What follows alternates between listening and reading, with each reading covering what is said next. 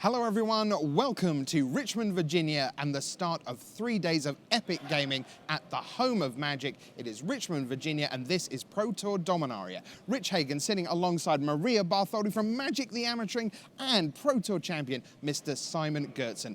Guys and girls, there is so much to look forward to this weekend, and it's a Pro Tour kind of for the connoisseur because we're mid-format, an interesting standard, lots of wrinkles, a draft format that you've all played at home, I'm sure, a lot. Maria, what stands out to you as something we can see over the next 3 days? Well, we're kicking things off with draft here this morning, Rich. And you know me, that's my favorite thing to watch. I get so excited for the first draft at the Pro Tour. I want to see which direction the pros are going to go with this draft. Are we going to see Grow from the Ashes, Skittering Surveyor, four-color nonsense, legendary shenanigans, or are we going to see more streamlined decks like Slimefoot specifically or Blue-Red Wizards? Yeah, I think the most exciting thing about that is that probably the answer is all of them. And it's often that we don't get that. Somebody gets a jump on the draft format and they go, it turns out that you want to be black-red equipment. And that turns out after the Pro Tour, in hindsight, everyone goes, oh, that was something we missed. There is no miss here at the draft format. So, Simon, that opens up lots of possibilities. But similarly, standard, I know you're going to be keeping your eye on that. And there are a lot of possibilities in a format that is already relatively well known.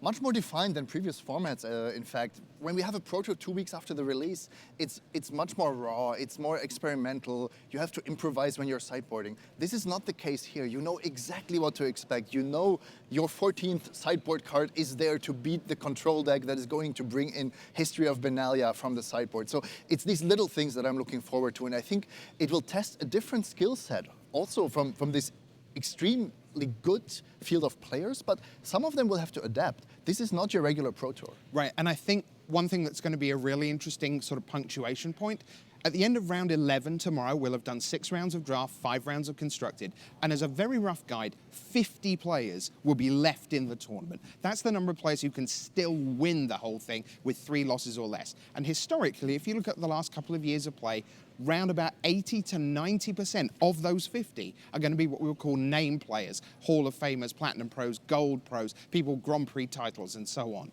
And that roughly translates into 6 or 7 of the 8 slots in a top 8. I think this could be a tournament where the cream just absolutely rises to the top and we could see even higher. It could be a clean sweep for the big names once we hit Sunday. But we'll see, and of course a lot of the big names are on teams. And the man who is looking after the team series as we head into Pro Tour 3 of this season is Brian David Marshall. Thanks, Rich. You heard Rich say the cream rises to the top, and that is exactly what has happened in the Pro Tour Team Series. Just look at the top 4 teams going into this 3rd Pro Tour of the season. 2 Pro Tours to go before we determine which teams will be playing at the World Championship and the Pro Tour Team Series. And we start off with 4 Hall of Famers. Team Ultimate Guard. Take a look at this team. Andrew Cuneo, multiple top 8s. Paul Rietzel, Owen Turtenwald, William Jensen, John Finkel, all Hall of Famers.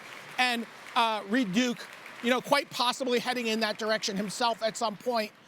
This team is in front, and this is the team you were imagining at the top of the standings when you heard about this series in the first place.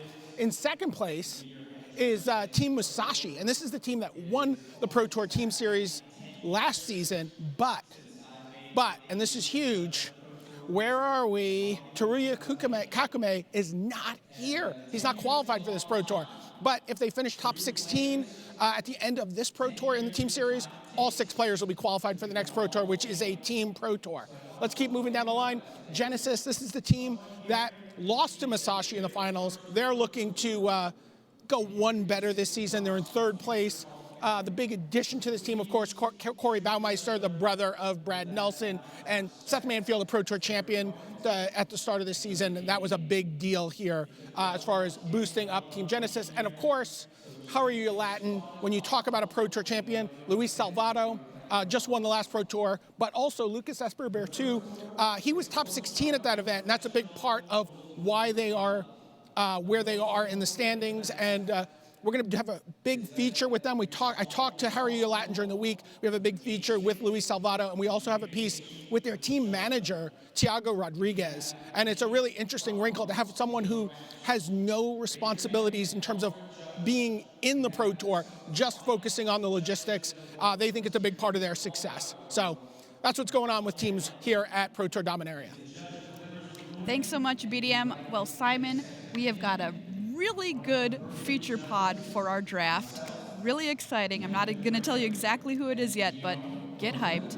But before we do that, let's go over some of the archetypes that we might see some of these players going into in draft. And one of the ones that a lot of people love is black-green. I mean, Maria, black-green is kind of the easiest archetype to see when you open Dominaria boosters because saplings are everywhere. You have Thalids, you have Slimefoot, you have Thalid Omnivore, one of my favorite commons in this set. And I think the synergies are just very apparent. All right, so blue-red is my absolute favorite deck to draft in this format, Wizards. I think Wizards was in the beginning was actually not so apparent. People were looking at long, drawn-out games. They were looking at kicker spells. But this Wizard deck somehow manages to be a tempo aggro deck somehow that deals these final points of damage with a lot of burn.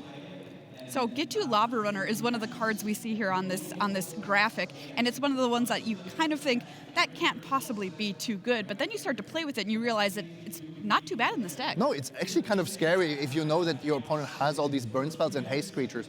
How do you play when you're never quite sure if your creatures will be there to block or if there will be extra haste damage coming your way? A format I'm not too familiar with is red-green. So what is red-green trying to do in Dominaria? Red-green is personally one of my favorite okay. archetypes because I think Kicker is just amazing. You can just draft so many mana sources and lands and you never get flooded because your cards get so much better. And I mean, let's talk about Fight with Fire. I think this is just the best uncommon, well, maybe the second best uncommon in this set. What's the best? Tatiova. Oh, I love Tatiova. Okay, let's talk about white-blue. So this is traditionally your Flyers, your Skies archetype. Are we doing the same thing here in Dominaria? Pretty much. We are still trying to win with Evasion. I think Evasion is particularly good in a world of slow decks and in a world of sap rollings because you don't want to have just random 2-1s or 2-2s for 2. You want your wind drake, so to speak. Now, what we see here is actually a little bit of the historic theme making an impact. Yes. If you can make your creatures unblockable, or you can tap down opposing blockers because you're casting powerful spells anyway, that's just a bonus. And Dovnant Trapper has proven to be really powerful in this deck specifically, at least I've found. Red-white, this is our classic red-white beatdown deck. How good is it in Dominaria if you go for it? Yeah, how good is it? I'm not so sure, Maria. I think it really has to come together. You need the right pieces to make this deck work. And for example, some decks really want the second Jousting Lands, some don't really even want the first one. So you have to be really careful in maneuvering when you want to go for such an aggressive strategy in a relatively slow format. And Jousting Lance is another card that I think on the face of it, when you first see it, you're like, I'm not too impressed with this card. Has actually turned out to be pretty good. Yeah, if you're on the wrong side of Jousting Lands and your deck is not really set up to block well, it can be really frustrating because turn after turn you're taking this damage and there's nothing you can do about it. Run amok as well in the red-white deck is pretty key. Black-red, so this is my traditional favorite archetype in draft. Gitu Chronicler in here. What is this doing with black-red? Yeah, actually you see here almost an infinite combo. Soul Salvage and Gitu Chronicler, that's just value throughout the end of the game. You return Soul Salvage, you return 2 creatures, one of them the Chronicler.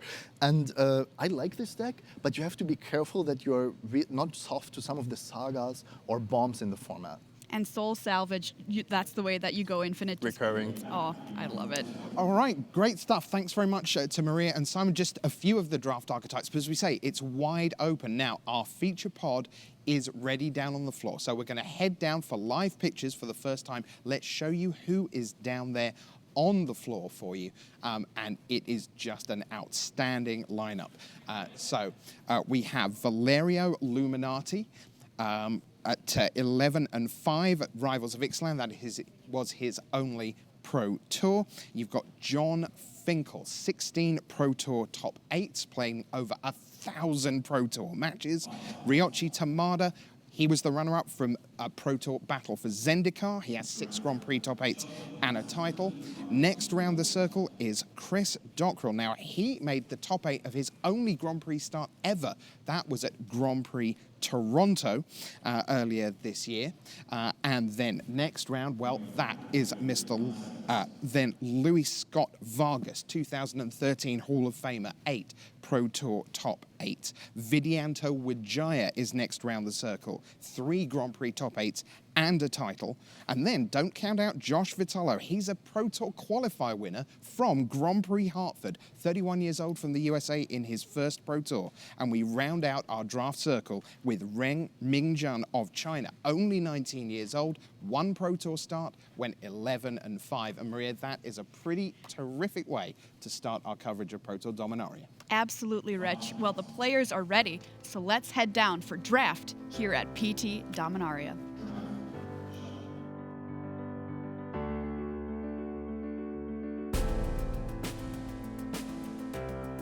And hello and welcome back to the booth here at Pro Tour Dominaria. Marshall Sutcliffe with Paul Cheon here early in the morning on a Friday, and what better way to spend it than a little booster draft with some of our very best friends down in the feature match area. And as you saw, boy, we have 2 heavy hitters down there right now, Paul. Yeah, I guess, right? A couple of big names, maybe. Luis, John Finkel. Yeah, I was teasing the chat earlier. Maybe 2 of the 5 best players ever to play the game down there. You know, you can have your arguments about that, but right in that range, certainly in mine. The players are seated and ready. We're going to be starting things off here by watching Luis Scott-Vargas draft. We're going to be recording John Finkel's draft. So I think the players are ready. Why don't we head on down?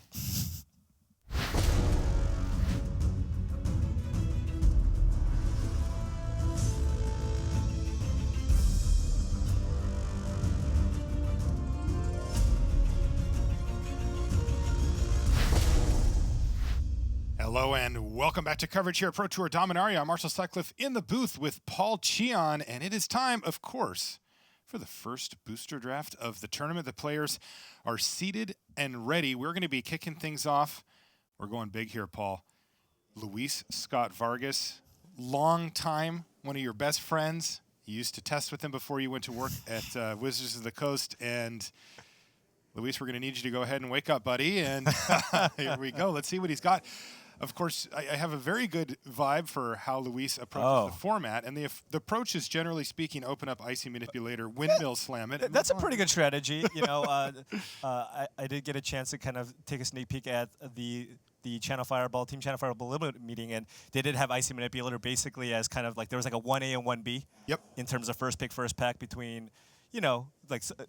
And I think Icy is generally considered, you know, you have your top 3, Icy Manipulator, Bolus's Clutches, and Fight with Fire. And, you know, this is an awesome way to start the draft, right? You just have basically a colorless card, you have no commitment, and in every single deck, this is just going to be the best card. That's right. So Luis is going to be quite happy to see an Icy Manipulator. It keeps his options open going into the next pack. You saw that there were some other decent cards in the pack. Saproling Migration was one he had pulled to the front, and there's another one in this pack.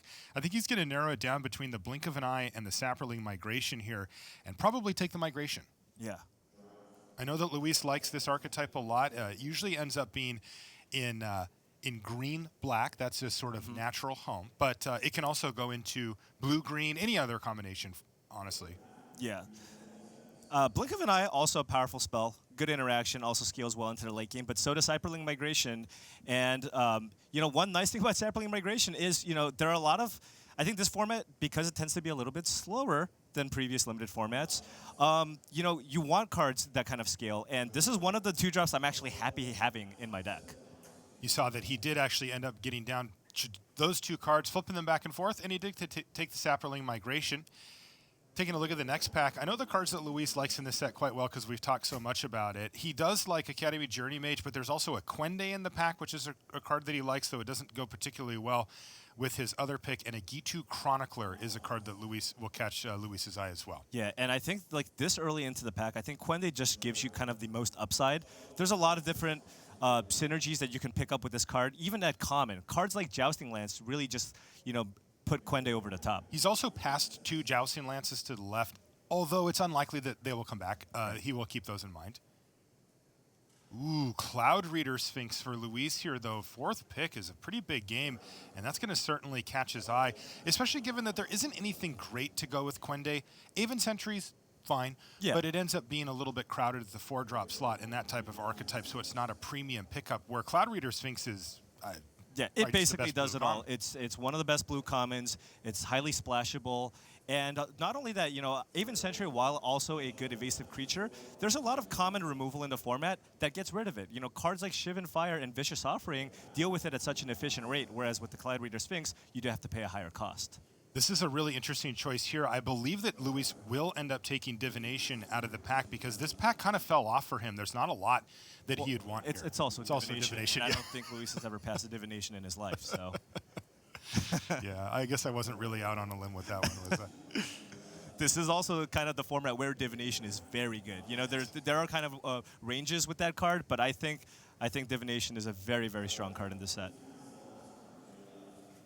Wow, Nice. And it looks like blue is wide open here with what is this, a 5th or 6th pick Merfolk Trickster? Yes, and Deep Freeze is also still in the pack, which is... and an Academy Drake as well. Wow, Luis says, all right, I read the signals correctly. Taking that Cloud Reader Sphinx hooked him up.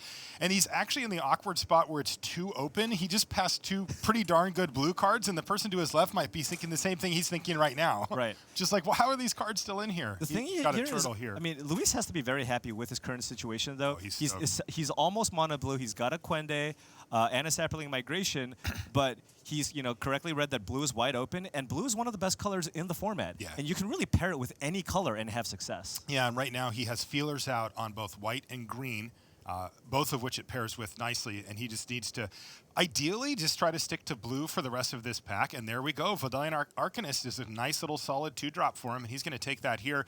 This also gives him the added benefit of continually cutting blue going to the left to make sure that those signals are dried up as soon as possible. Absolutely, especially given that there was that one pack with the Drake and the Deep Freeze. He wants to just make sure he cuts off every single blue card.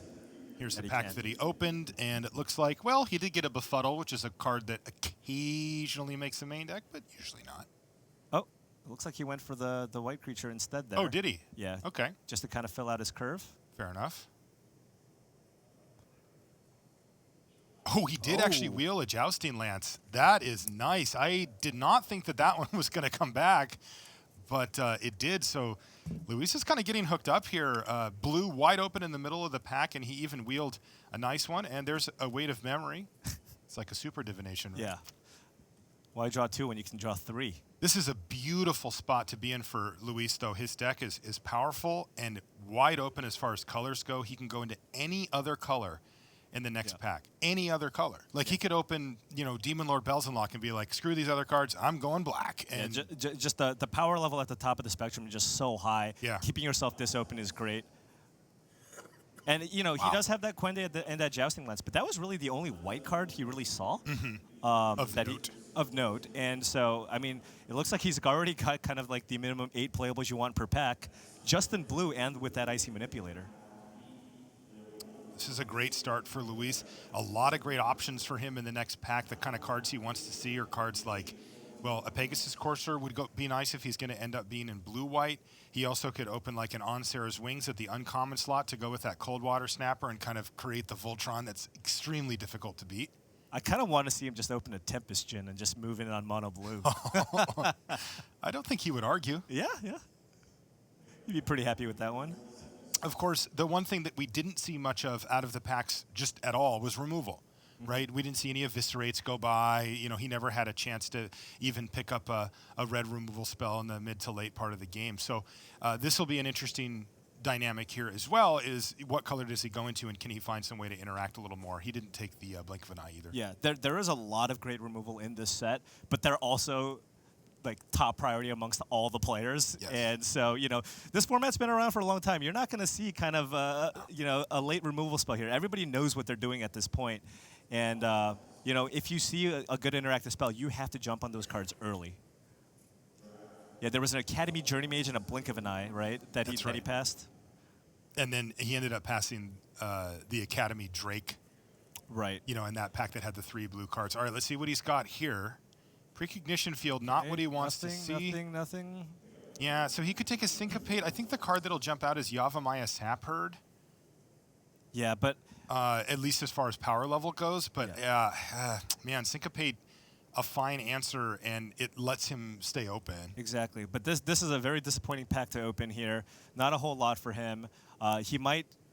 It looks like he put that Valdic there, but I think you just maybe go with the Syncopate here because it's a reasonable 2-drop in this format. You could also go with the Trapper, but it didn't look like he had a lot of historic cards to be able to trigger that multiple times. Yeah, I'll be surprised if he takes it, but he is going to. Yeah. And this is an archetype that Luis is fond of, which is a white-blue flyers / historic deck. Right. And this thing can really come together.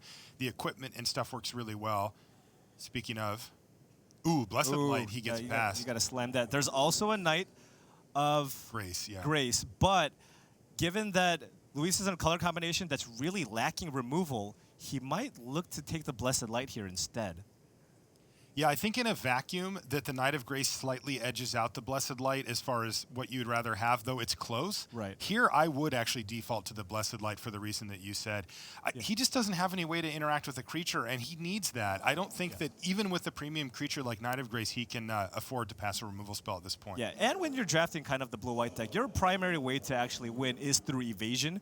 So, you can try to find, cheap enough creature, 2-mana 1/3s to kind of muck up the ground while trying to finish off the game with, various flyers.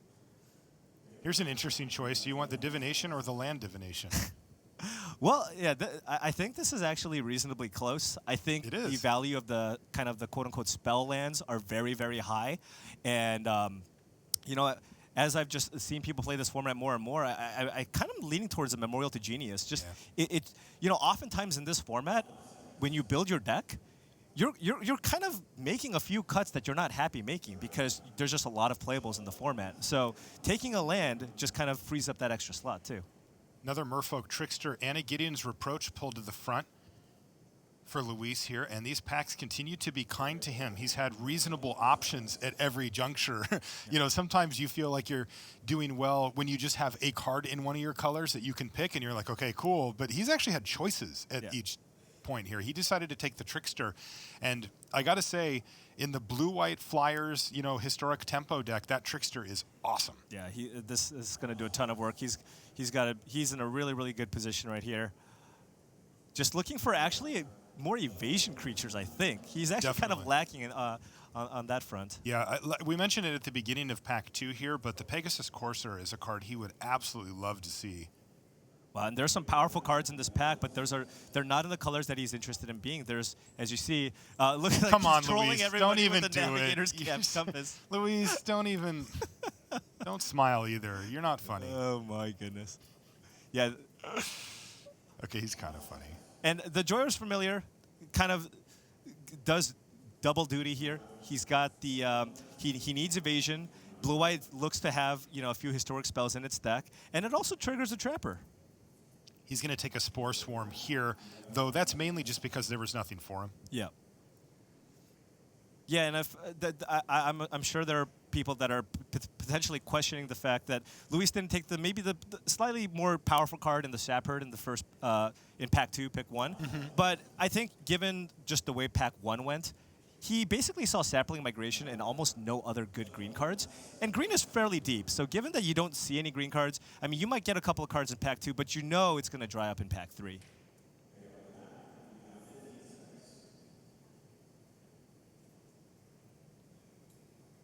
Fungal Plots. Well, Luis, the colors have completely dried up on him, though I would be really surprised if he ended up actually playing any green cards. I think he's still in a good position and can expect a lot of really good blue cards in the third pack and maybe get a little lucky with the white ones.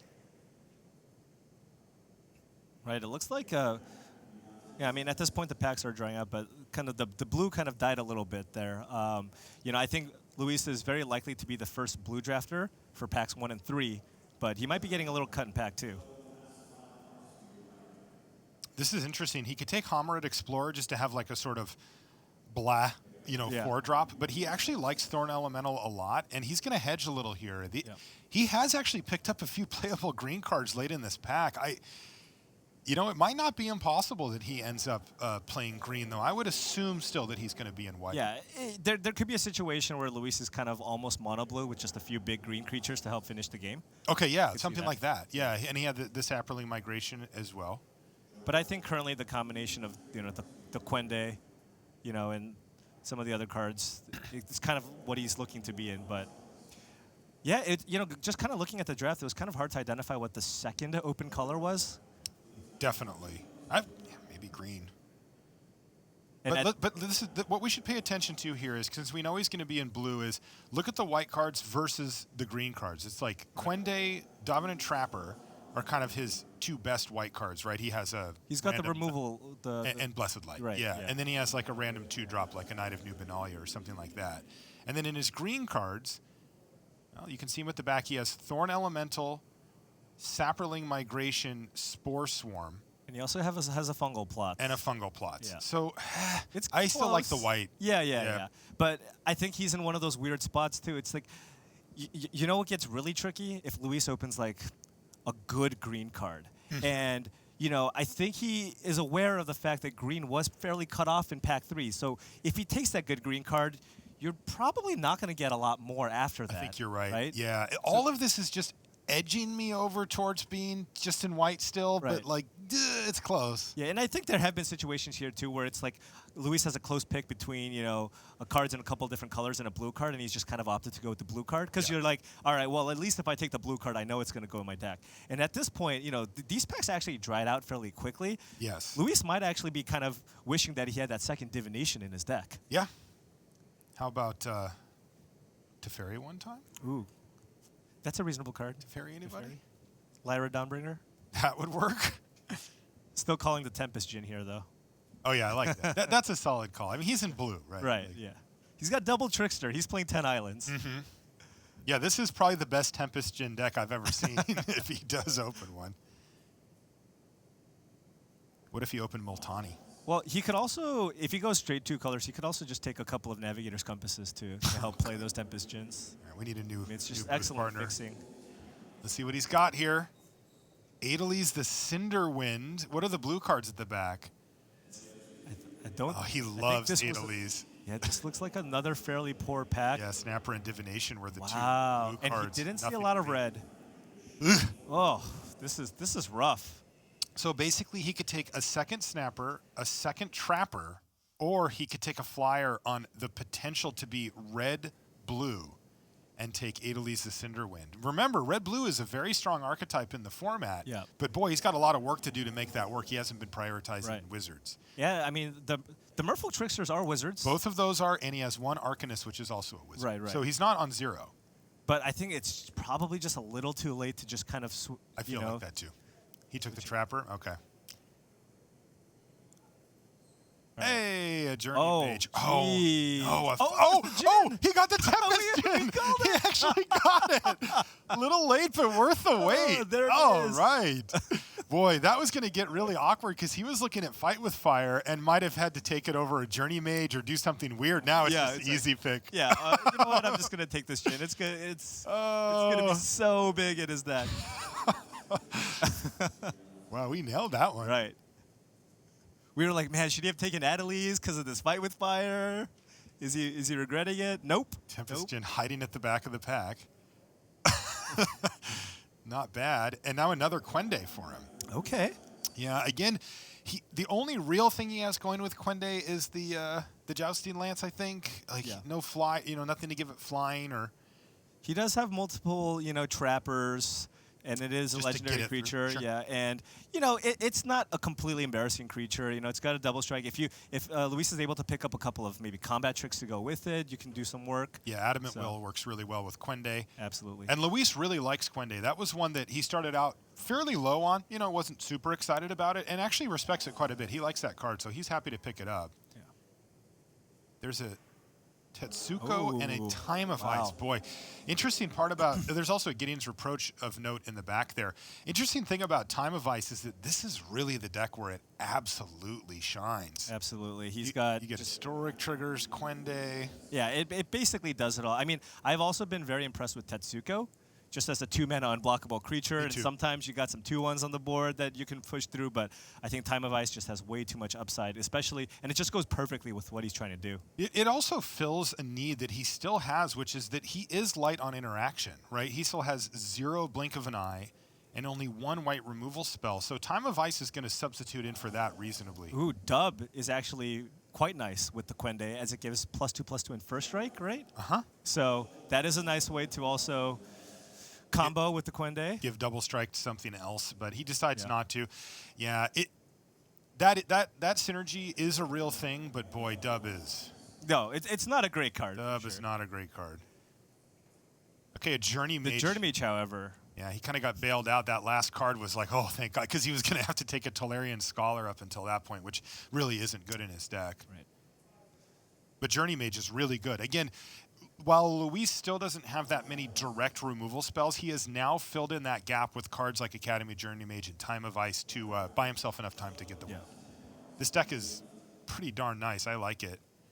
Now he can take, well, 2 very mediocre cards for his deck, a Sergeant at Arms or a second Snapper. This kind of shrug on either one, I think. Yeah, and the thing is, if Luis finds himself kind of short on playables, at this point he's picked up the second Snapper. If he gets a late Arcane Flight, for example, he might decide to run that combination.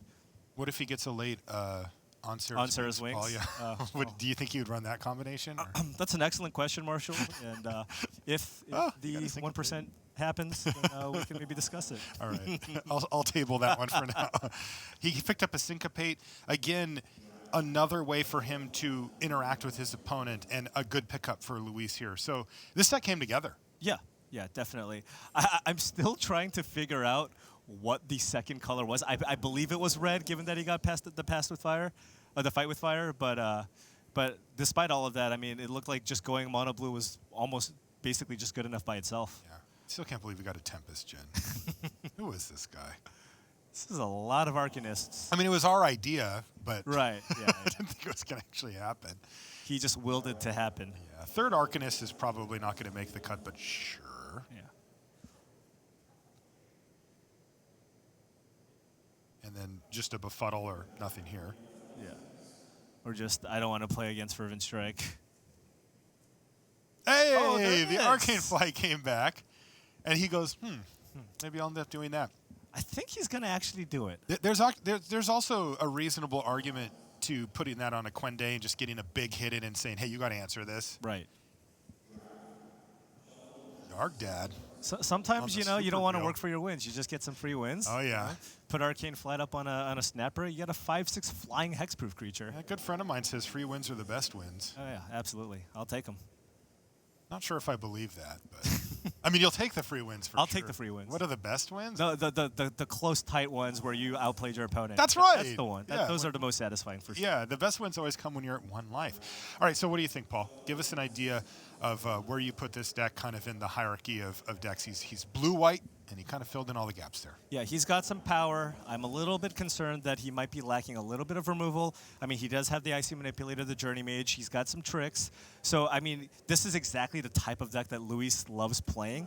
And it's also the type of deck that gives him a lot of opportunity to kind of outplay his opponents. It does. So I think if, for example, you hand me this deck, me 2-1-1-2, this is something that I really feel Luis can 3-0 with, just based, because this is really right down his alley. Because I've played with him before, and he's had decks where I'm like, how do you win? It's just so tricky, but it can't win. Yeah. And then he's just like, yeah, I won very easily. Yeah, he had some practice of that at the Grand Prix, the Team Grand Prix last weekend as well, where, they gave him some of the more outlier strategy, shall we say. Yeah, the jank. And he's able to put that together as well. So overall, things look pretty darn good for Luis, I think. And boy, that Tempest Gen was a nice pickup for him as well, because that's the kind of card that he can use to leverage the tempo plays that he has in his deck. Yeah, absolutely. I mean, his deck is almost mono blue. Yeah, I expect his mana base to be something like 12 islands, 5 planes, or 11 islands, 6 planes. And yeah, really excited to see how that deck plays out. Yeah, he didn't end up getting any white spells, any double white spells either, I don't think. So he's going to be in a good position mana-wise to maximize that card. All right, that's going to be it for our booster draft. We'll be back with more right after this. Look around you. War is coming. Evil is taking root. You fought for Dominaria before. This isn't my fight anymore. This is everyone's fight. Remember who you are. You are a planeswalker.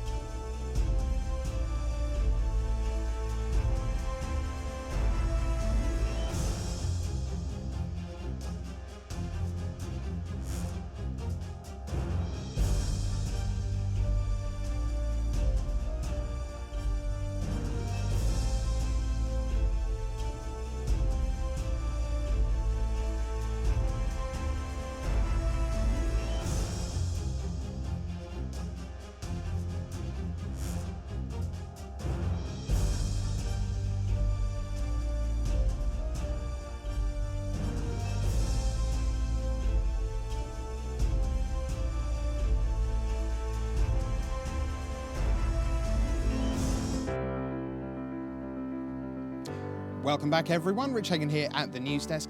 You know, winning a Pro Tour is all about seizing those little moments of opportunity. And when you sit down and you see two Hall of Famers like Scott-Vargas and John Finkel, you may be thinking, well, this is a tough pod, and of course it is. But don't sleep on the players who we know less about. Valerio Luminati, 11-5 at his one Pro Tour. That's an incredibly hard thing to do at your first PT. The same is true for Ren Mingjun of China. He went 11-5 at his first Pro Tour. Chris Dockrell top-8'd his one and only GP. Those three players all know about seizing opportunity, and today they have an opportunity to test themselves against two of the greatest 5 players of all time in Scott-Vargas and the player we're about to see every pick of every pack, John Finkel.